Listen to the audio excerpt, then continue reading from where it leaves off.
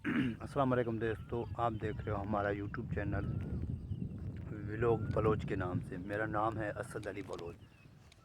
सुबह का time good morning आप सबको मेरी तरफ से, सुबह का गुड मॉर्निंग। अस्सलाम वालेकुम दोस्तों।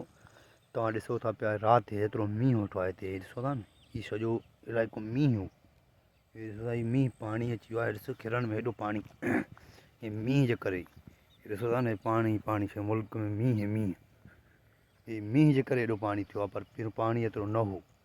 हाणे हे मींहुं जो वसी वियो, उन खां पोइ हेतिरो मुल्क सॼे में पाणी जो पाणी थियो आहे, बिल्कुलु सॼो एरिया पाणी सां।